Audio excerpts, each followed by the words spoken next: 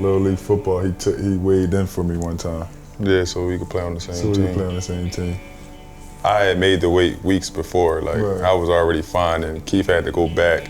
Oh. He was running around with a trash bag on. He couldn't eat. He had to drop like 2 pounds. He went to the weigh-in. He took the sweaty trash bag off.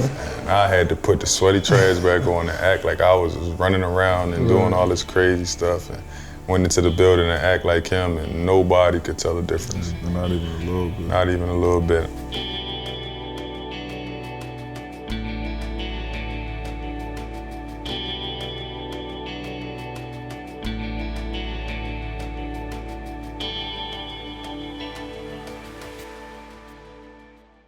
Philly, man, it's a tough place. Growing up, you always have dreams and aspirations, but you know, not a lot of people make it out of there. During that time, the crime rate was crazy. It's a little better now, but it was, it was really bad back then. My mom is Superwoman, always was there. Always was my man, dad. That's normal in Philly, so it's not like we felt sorry for ourselves because we didn't have our father around us. That's normal. They always was close. Always was never mad at each other, none of that.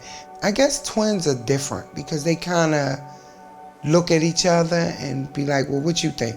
If you got a sister or brother, you don't really worry about what they think. You just go ahead on with your life. But they're different. Football was really the reason why we got into sports. We never really played basketball at all.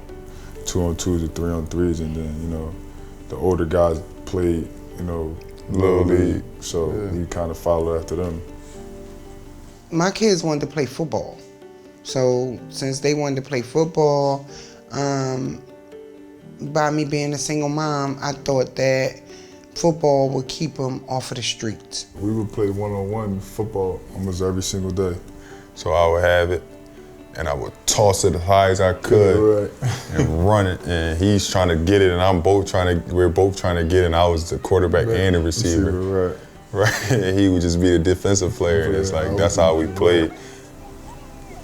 I have a cousin that worked at their elementary school, and I'm on the phone with him, and he says to me, Danny, there's these 2 twins that are 6'5" at my school. And I said, Lenny, I thought you worked at elementary school. And he said, I do work at elementary school. A week later, I'm driving down Broad Street. I look out the window, and I said, damn, that's a tall kid right there. And I looked at him again, and I said, that's 2 of them. And I said, that's the twins.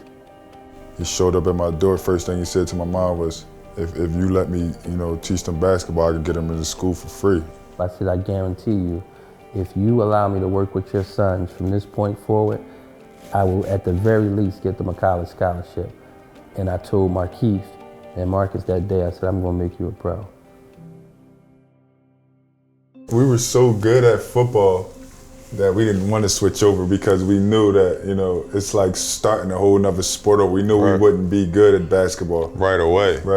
So it had to go through that long period of people talking about us, and we heard it all. Coming from Philly, you hear it all. And once they found a little success with it, they started to have an air about them that it was important.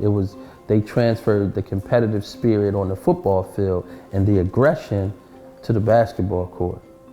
It's never, how hard I'm gonna push you to be better than me. It's really how hard we're gonna push each other to be better than everybody else. Early on, they told me we don't want to play against each other. Just outright, we'll do anything, we don't want to play against each other. They're just adamant about it. They just want to be good together. Them guys being together is like, it's unexplainable, kind of. It was something different from the start about these guys. Like, they say twins have a sixth sense, or it was something different about them. When I'm on the court, he's the only voice I can hear. There could be 1,000 fans and I can hear him. That chemistry, is like, It's just different, man. It's hard to explain. We were playing in the state championship against Aliquippa. We were down 13. We're coming out of the huddle. Markieff said, "Old head, we're not losing this game." I said, "Okay." And him and Marcus head-butted coming out of the huddle and didn't say anything to each other.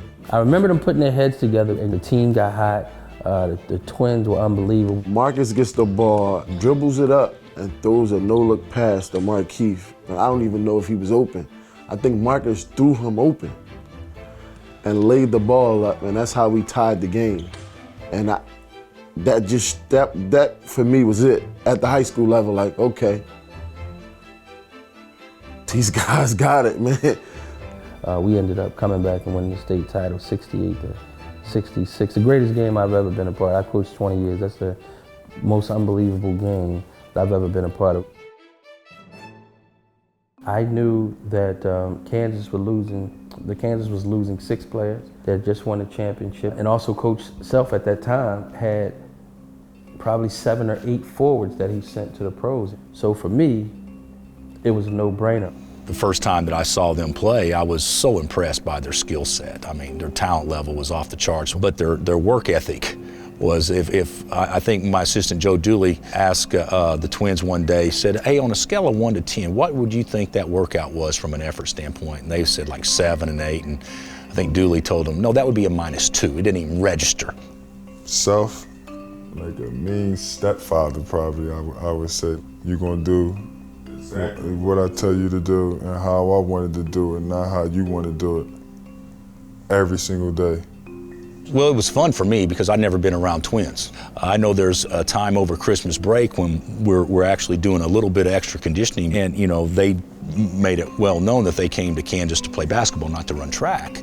And so when one of them would say, "I'm out of here," well, he wouldn't go unless the other one was with him. So that's what made it fun, because I felt like it was so easy to push their buttons and to get under their skin in ways to motivate them. It definitely had us to the point where it was like, is basketball really for us? Right. What we've been doing before we got to Kansas wasn't hard work. Like, we never let up on us. Never let up. Ever. And he definitely, I think that's what definitely pushes over the top for sure, no question. I've coached a lot of guys that I've enjoyed coaching through the years. That I've really enjoyed. I would say that I probably enjoyed coaching them as much as anybody, because it was a box of chocolates, as Forrest Gump would say. You never knew day to day what you're going to get, but except they loved to compete, and they played the right way, and they did love this school, and they loved their teammates, and that's what made it so fun for me to be around them. It's nice to have somebody there with you all the time to help you, to hold you, to tell you when you're wrong, to tell you when you're right, a shoulder to lean on. If everybody can walk around the world with that, I think everybody would be okay. They're pretty much at an advantage. A lot of people ask me, what are they gonna do when they get married? My thoughts is, the women better like each other. And then we better have a house that's big enough that they can live on that side and we can live on this side, and then we all could come together. I think they're gonna get married the same place, same time. Live in the same house, and everybody just gonna be one big happy family.